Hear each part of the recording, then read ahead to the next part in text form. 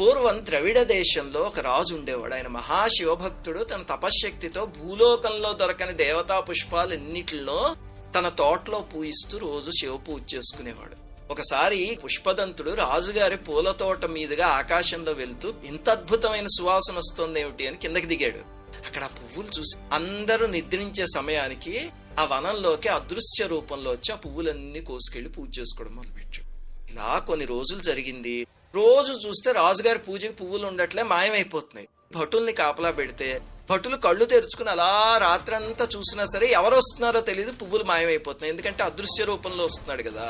అప్పుడు రాజుగారు ఒక ఉపాయం ఆలోచించి సేవకుల్ని పిలిచి శివ పూజ అయిపోయిన తర్వాత నిర్మాల్యం ఉంటుంది కదా, అది తీసుకెళ్లి ఆ తోట చుట్టూ చల్లమని చెప్పారు. చెప్తే వాళ్ళు చల్లారు. యథావిధిగా పుష్పదంతుడు అదృశ్య రూపంలో తోటలోకి వచ్చేసరికి నిర్మాల్యం ఉందని చూడకుండా పొరపాటున కాలుతో తొక్కాడు. దివ్యశక్తులన్నీ నశించిపోయి అదృశ్య రూపం పోయి మామూలు మనిషి అయిపోయాడు.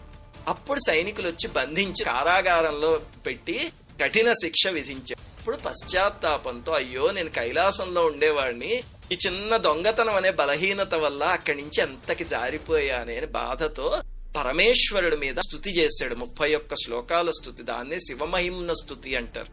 ఆ స్తోత్రం చేశాక మొత్తం పాపాలన్నీ పోయి మళ్లీ కైలాసానికి చేరిపోయాడు. రుద్రంతో సమానమైన శక్తి ఉన్న స్తోత్రం అది.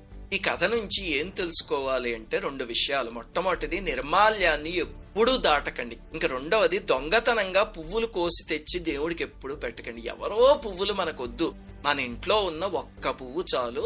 అది లేదనుకోండి, మనస్సు అనే పువ్వుని స్వామి పాదాల దగ్గర పెట్టి పూజించండి. శ్రీమాత్రేన.